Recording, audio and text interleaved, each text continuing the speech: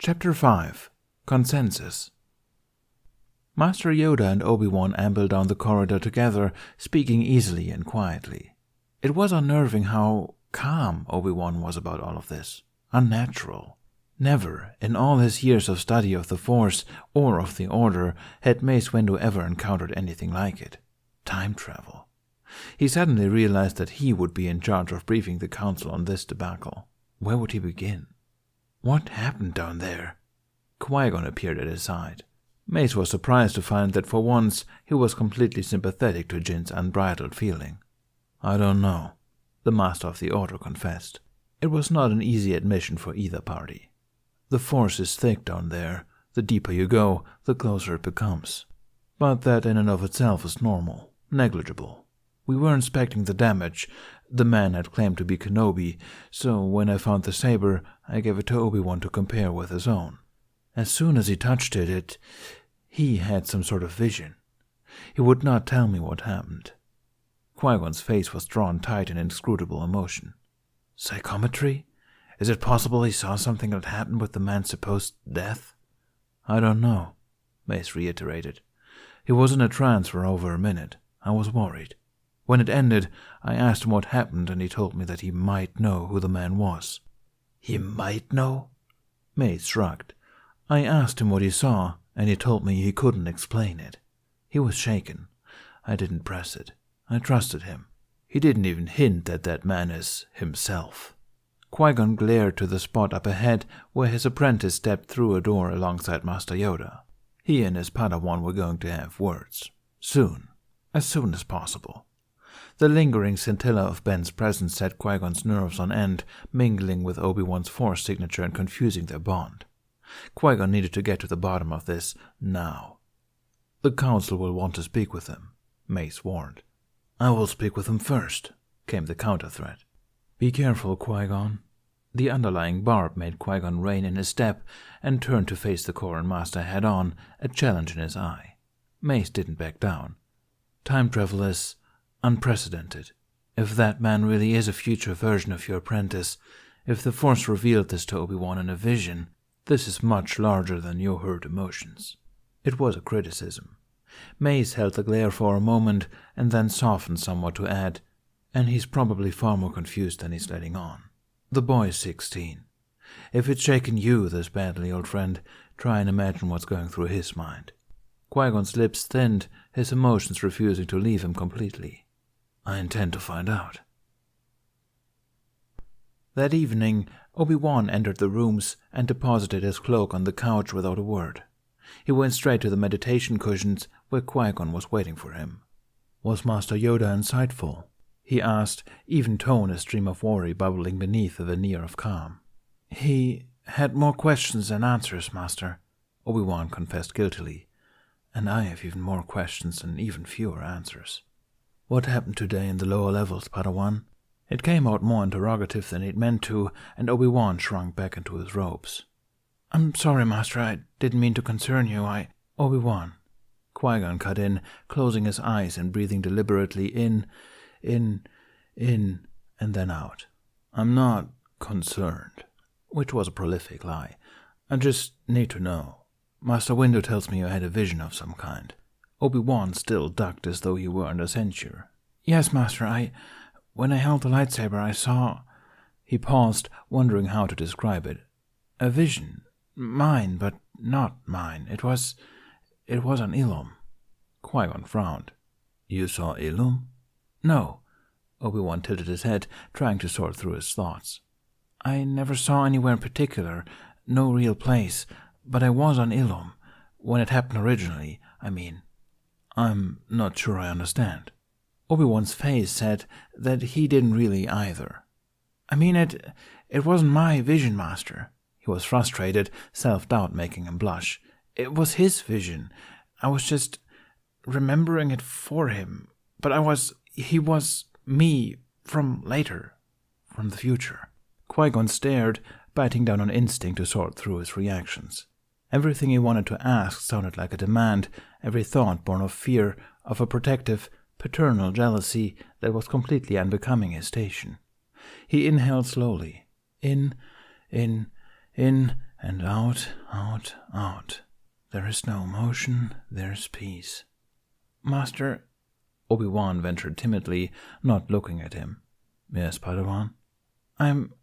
He shot a glance up at Qui-Gon, not sure how to communicate his anxieties without centering on them. But what else could he center on right now? I'm not going mad, am I? He begged. Qui-Gon let out a mirthless huff. Who were they to know? I do not think so, Obi-Wan. I hope not. He drew up his long legs and settled into the lotus pose. With me. Obi-Wan obediently followed his master into meditation, desperate for the solace of the Force. They could not wade slowly into the deep. They fell, hard and flailing. The light swirled around them, offering little answers, asking for patience and open minds. Tossed within the waves, Obi-Wan could feel the stirrings of visions not his own, shadows of things he had never seen. Unfamiliar cliffs on Elam, the saber in its blue heart. It would be his starting point, he felt, the beginning of his inquest. It would take time. Days, weeks, months, years. They would not understand. He would not understand. It was going to hurt. Despair, despair, the shadows said. He was prepared to defend. There is no ignorance, there is knowledge. Something in the light smiled and rewarded his diligence. You will learn. Your master will learn. Ben will learn. You will all learn and live, and the balance will be restored. Take heart. It is a new beginning. It sounded so grandiose and so massive, too massive for him to comprehend. Already it was slipping from his grasp. In his mind's eye, he found himself standing perched on a high mountain face above the clouds. He had no idea how he'd gotten there and could not see the trail from which he must have emerged. He knew that his destination was somewhere in the distance, in the valley beyond this icy cliff face. Directly below him was a path only wide enough for one boot. His stomach jumped in fear, frozen earth numbing his hands where he clutched at the slope. But the path was even and clear. If he just put one foot in front of the other, carefully, just one at a time. Ping, ping, ping. Master and apprentice emerged as one, ungraceful and confused. Qui-Gon arose first to answer the comm vying for their attention. Jin? The High Council has been briefed on the situation. It was Mace Windu. We will hold a closed session tomorrow morning before dawn. Obi-Wan has been summoned to appear at the 4th hour. Such exceptionally early summons communicated the gravity of the deliberation. Master Yoda had told the Padawan to expect it. Obi-Wan still gulped. Qui-Gon answered, We will be there. You misunderstand me, Master Jin. Only Obi-Wan's presence has been requested by the Council. A two-pronged bolt of alarm shot through their small apartment.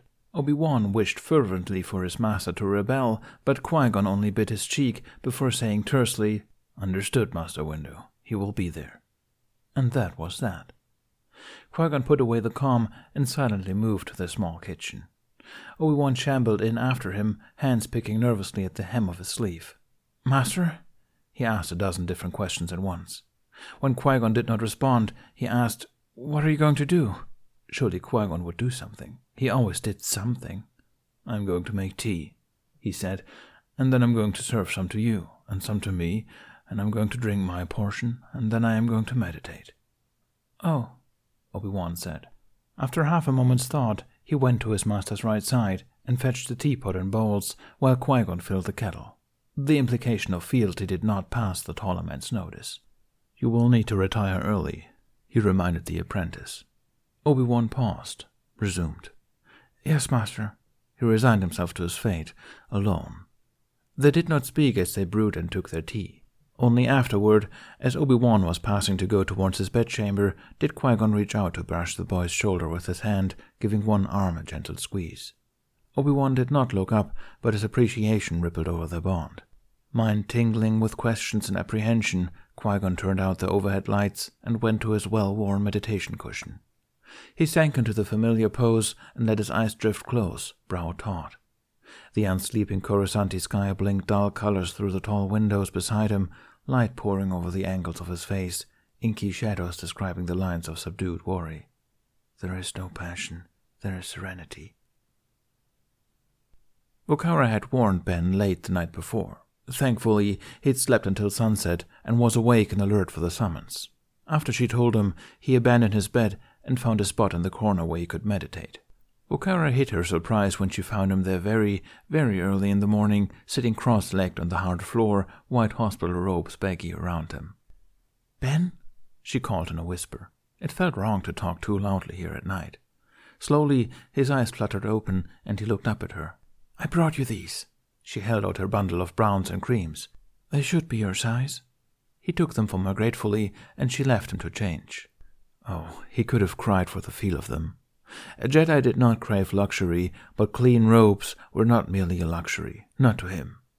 After 20 years alone in the desert, with sand and sweat chipping away at his heart, these small luxuries were a momentous welcome home. Glad to experience the nostalgia and privacy, Ben adorned himself carefully in the ancient routine. He'd always been a lover of tradition. Leggings first, inner tunic, outer, left over right, tabards, one over the other, one for the night. They were bound together by the Force, an obi at his waist. The nerve-hide belt represented his duty, holding the whole piece in place. Finally, worn openly on his belt was his soul, his lightsaber. As plain and as promising as the piece he was called to protect. He brushed his fingers over the hilt almost apologetically. He'd done his best to clean it, but it was still a sorry sight. He supposed he could see to it more thoroughly later. Later. Because he wasn't going anywhere anytime soon, it seemed. The past. He took a steadying breath and brought his focus back to the present moment. Vocara had included a grooming kit in her delivery, which he was inordinately thankful for. His 35-year-old head of hair was far more abundant than the wispy cap he'd grown accustomed to, and it hung on his head like a mop. He trimmed it back, cropped close on his neck. He left it longer in the front. He'd always enjoyed having a fringe, and besides, reversing a receding hairline was an irresistible opportunity. He trimmed his beard to that neat and precise length that he'd found years ago, perfectly situated between the realms of aristocracy and rogue. The beard had also benefited from his rejuvenation, but there remained something in the set of his mouth, something in the slant of his eyes, that even the upheaval of time could not reverse. Ben Kenobi was old, and he was wise, and at the moment he was also rather afraid of what came next. "Ready?" Vocara arrived as he was folding his hospital clothes. She reserved judgment on his appearance, but thought privately that he was born to wear robes. He was short, and the clothes were humble, but in them he was the most notable man in the room. With the haircut and the uniform, she could see more easily the resemblance between Obi-Wan and Ben. Paradoxically, she could also more clearly see the differences. "I suppose I am.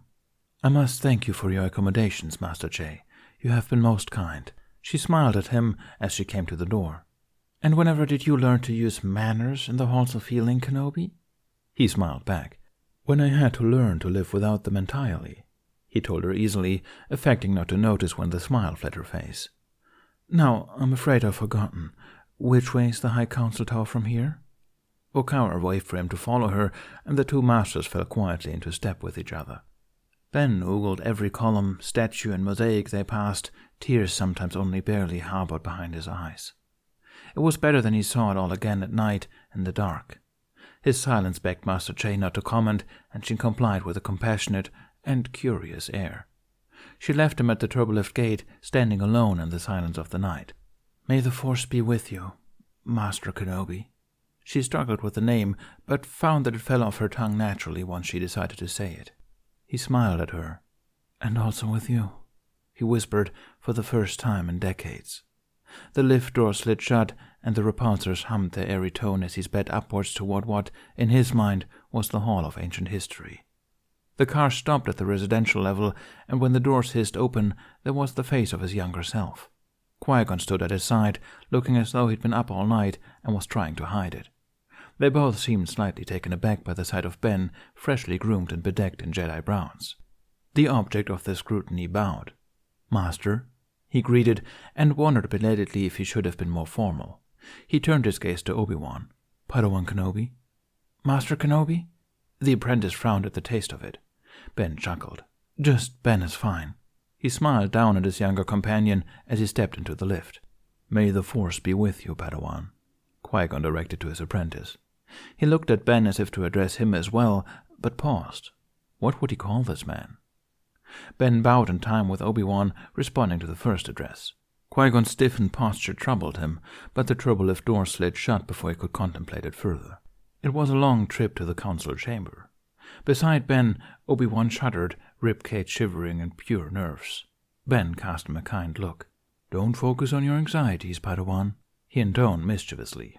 Obi-Wan turned to look up at him, surprised. Ben chuckled. "He'll hammer it through your skull eventually." Obi-Wan let out a nervous laugh and shuffled his feet. He cast furtive glances at Ben out of the corner of his eye, intimidated and curious in equal measure. He shivered again.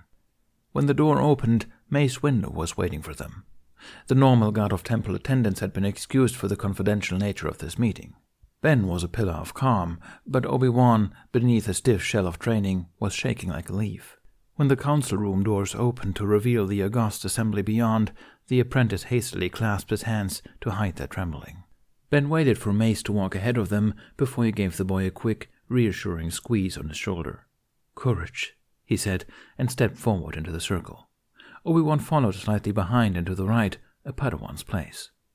Celta lamps glowed softly from the mounts, dully illuminating the chamber room while Coruscant spun slowly through the darkened pre-dawn hours. The lights of passing air cars cast shadows on the floor.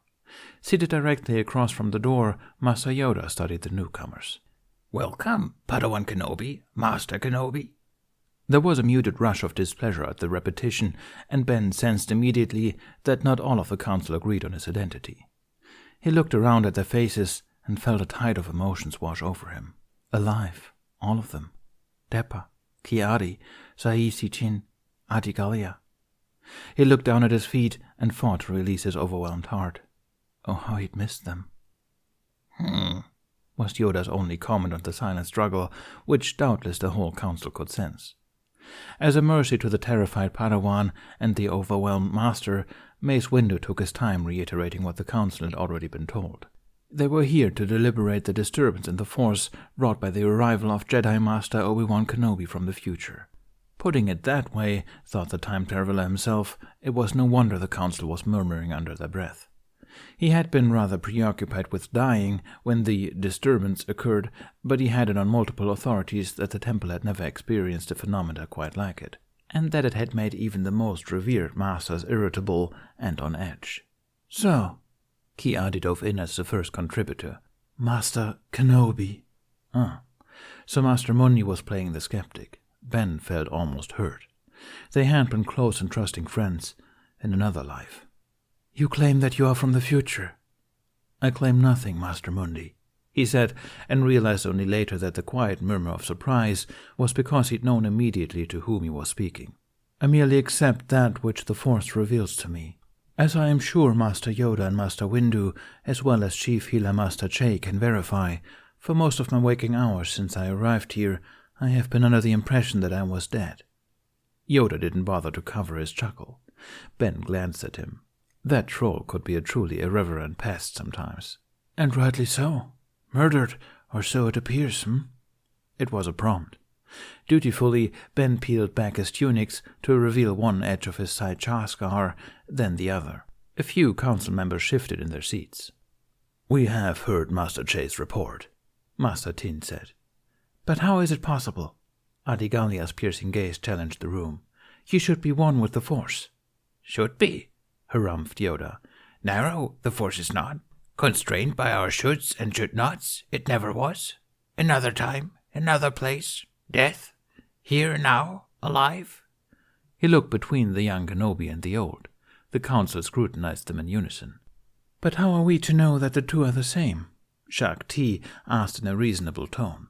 "The very event at hand had caused the disturbance so great to obscure itself. It is not the way of the light." "Clarity is the way of the Force," nodded Eeth Koth in agreement. "With respect, masters," Ben spoke up with practiced diplomacy, "the way of clarity has always been paved with patience and forbearance." He glanced around the room.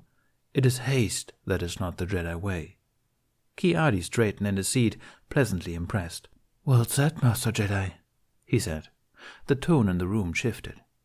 "How shall we test you then, Yoda prompted. "A solution has the Force provided us?" He glanced around the room, waiting for a thought. Eeth Koth spoke up. "Padawan Kenobi," he said. Obi-Wan couldn't help a small jump of surprise at being addressed directly. "Master Windu tells us that when you found the man's lightsaber, you experienced a psychometric vision. Is this true?" Ben turned to watch his younger self in surprise, expectant expression matching those all around them. "It was not psychometry." Obi-Wan found it surprisingly easy to speak confidently on this matter. Something deep inside him knew that what he said was right. "It was a memory, Masters. Mine, but his." He glanced at Ben. "I saw a scene from the caverns of Elom." A ripple of surprise ran a circuit around the room, and Ben was perhaps the most shocked of all. He and Obi-Wan shared a brief look. "Surprised you are, Master Kenobi," observed Yoda. "Know of this vision you did?" "No, Masters," Ben said, casting Obi-Wan another startled glance. "I did not." Settle this we will. Visions of Elom trivial matters are not important, deep in meaning. Remember the vision you do, young Obi-Wan." "Yes, Master." "Recite it to us, you will. Verify the account, your master will." "Your master? You, the master?" Obi-Wan gulped. In the vision, he had been a master of some years, seeking out a new soul. "In the vision, I stood in the dark, and a light appeared in front of me. I reached out, and it came to me, rested in my palm. I grasped it, and it became a lightsaber. That one." Obi-Wan glanced at Ben's belt. "That one, except, cleaner." A few muted chuckles. Ben did not hear them. He was staring at Obi-Wan, hanging on his every word. It unnerved the Padawan, and he looked away. I ignited the saber, and it felt right. Well built. I turned to leave, but I could not. There were snowbanks on either side of me, and a starless sky above. A man appeared. He wore black all over, and he couldn't breathe right." Obi-Wan hesitated. "He had a red lightsaber." Now the entire council chamber was silent, ears trained to the voice of the young Padawan. "He attacked me. We fought. He cut me down by the neck." And now, knowing about the scar, Obi-Wan had to glance at Ben. "And then what, Padawan?" Mace coaxed him. "My lightsaber exploded," he said. It had been an odd thing. Even unstable crystals took quite a bit of prompting to combust. The crystals flew away and split evenly in two. The man in the red saber and my saber all fell away, but the crystal was there. The pieces flew away from each other, but then back together. Then it spun and shot back towards me. It hit me in the chest. Beat. "And?" Master Mundi prompted. Obi-Wan shuffled. "That's where it stopped," he said. All eyes shifted to Ben. "Well?" Master Windu waited. "Is the boy's account accurate?" Two halves of his soul split and tossed over oblivion and shot back to him only as he lost awareness completely. He had never understood the vision until this moment. "To the letter," Ben said in a shocked and humble tone. "It was what I saw the day I harvested the crystal for this saber on Elom," he said firmly.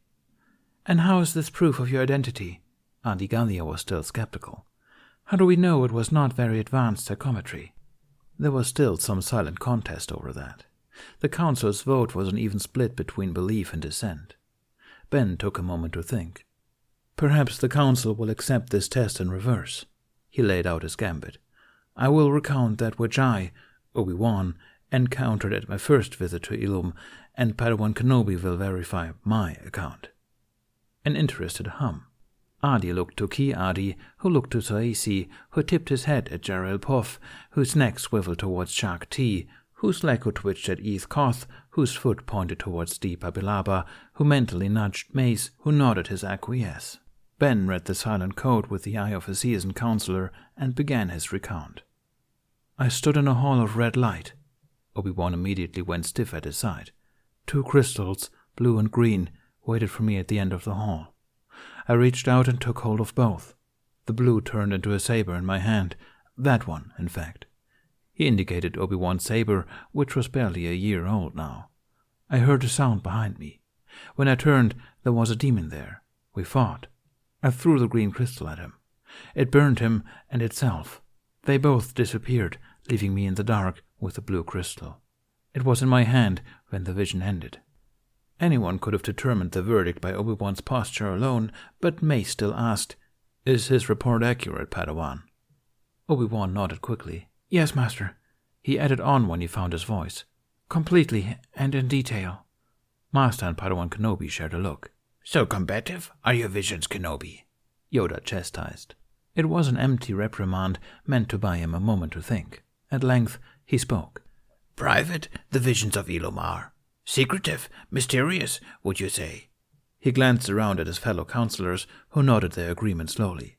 Unreachable by force of will, unknowable by all but those of the sight, and those they tell. More nodding. Yoda turned his eye back to the two Jedi standing before them. Tell anyone of your visions, ever you have? He asked. Ben and Obi-Wan met each other's gaze for 1, 2, 3 seconds. They turned and said as one, Not a soul. The shifts in posture, the murmurs of surprise, the ripples of alarm and intrigue radiating from the Force were like the very first peak of dawn on a black sky. Yoda glanced at Mace Windu, and something passed between them with finality. Master Kenobi, the Corran Master said, voice unwavering and assured. You realize that this makes you the very first recorded time traveler of the Jedi Order. Ben took a deep breath, absorbing the notion. He was also the very first Jedi to die and live to tell about it, as far as he knew.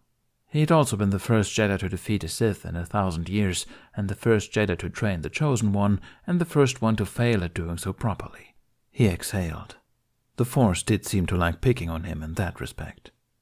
Yes, I suppose you're right, Master Windu, he said, unaware that the whole council could hear the age in his voice. He glanced at Obi-Wan. Though I cannot comprehend why the Force has granted me this. Patience. Forbearance paves the way of clarity, Yoda supplied with a small green smile. Ben's expression softened. The Grand Master looked around at the council members. Outside, the bright pastels of sunrise were beginning to encroach over the dark. Secret, this matter will stay. Kept safe among the council. For what purpose Master Kenobi appears, we know not. Tell no one. Wait on the Force, we must. Meditate on this, all of us will. It was a promise as well as an order. May the Force be with you, Obi-Wan Kenobi. Both of them bowed. As they turned to leave, Ben put a steadying hand on Obi-Wan's shoulder. The younger man looked up to meet his gaze. A new understanding passed between them, concrete and terrifying. The disturbed ley lines of the Force began to rearrange themselves, rolling like cosmic tumblers into their proper places, one click at a time. Yoda stood along with the other council members once the two had gone. A long path, I sense, he told them all. Clouded, but firm. He nodded slowly to himself. He knew he would have to meditate on the matter more deeply and at length. But then, some things the Force revealed plainly. Yes, he said, after his thoughts settled. Firm the path is. One step at a time.